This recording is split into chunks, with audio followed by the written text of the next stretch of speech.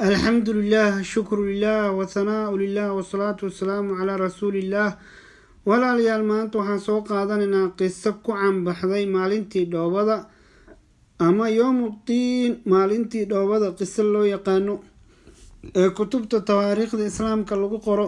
qisadan waxay dhacday qarnigii 4 ilaa qarnigii 5 inta u dhaxaysay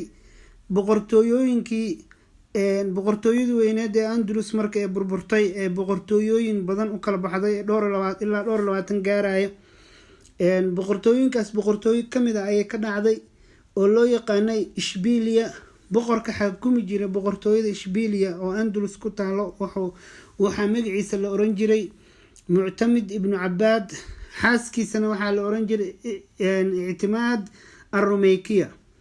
marka boqorkan waxa la yiraahday boqorada ugu barwaaqo badan ugu nimcaysan ayuu kamid ahaa boqortooyada oo Andalus. boqortooyooyin barwaaqaan way ahaayeen oo islaamiga. marka waxaa la yiri boqorkan maalmaha kamid ah ayaa xaaskiisii I'timaad ar-Rumeykiya oo qasriga boqortooyada kor saaran ayay waxay ka aragtaa la yiri daaqada jaariyaadka u shaqeynaya ee 800 gaaraya ku kamid ah oo maalin roob da'ay ayagoo dhiiqada iyo dhoobada iyo maaragtay ku dheeldheelayo. markaas waxay tiraahday anigana dhoobadaas oo kala rabaa inaan ku dheeldheelo. markaas wuxuu ku yiraahday agteeda qaali ayaa ku tahay, marka waxaan ku sameynayaa ayuu dhahay dhoobada boqortooyada ayaan ku sameynayaa ilaa beritiisug. wuxuu u dalbayaa dhahay waxyaabaha ugu udgoon ee maaragtay miskiga iyo cambarka iyo cuudka la isku qasay. markaasoo dhahay ku dhedheel waa dhoobo oo maaragtay boqortooyo oo qaali ah. wuxuu yiri agteeda qaali ku tahay dhoobadan ku cayaar. ayadii caruurteedii dhoobadaasi ku cayaareen ku dhedheeleen. boqorkii waxa la yiri boqortooyadiisa waxay gashay boqortooyooyinkii burburay markii dambena uu cararay dalalka jaarka ee Maghrib.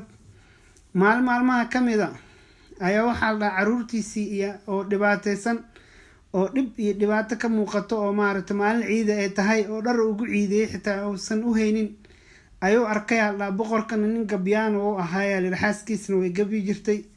markaas wuxuu ku gabiyay cagahan caruurtiisa cagahooda intuu fiiriyo cagahan caga yowmuddiin soo maray umeeko.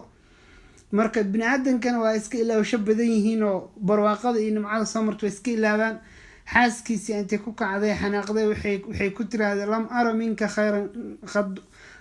ara minka khayran qad weliga wax khayr kuguma aragay dhahday. intuu la cajabay oo fiiriyo walaa yowmuddiin xitaa maalintii maaragtay dhoobada khayr uguma aadan arkin. markaas iskoysay soo laabatay ayadoo maaragtay cajabtay intay la cajabtay. marka bini'aadanka waa iska ilaawsho dhow yihiin khaasatan dumarka. marka insha Allah taala qisadan waa qiso cajiib oo kutubta tawaariikhda islaamka lagu qoro. xitaa maaragtay dalka Spain ee ka dhacday qisadan laga yaqaano. marka walaalayaal insha Allah taala barnaamijka share gareeya oo like dhaha subscribe dhaha si qisooyinka dambe idin soo gaaraan. wassalaamu calaykum waraxmatullaahi wabarakaatuh.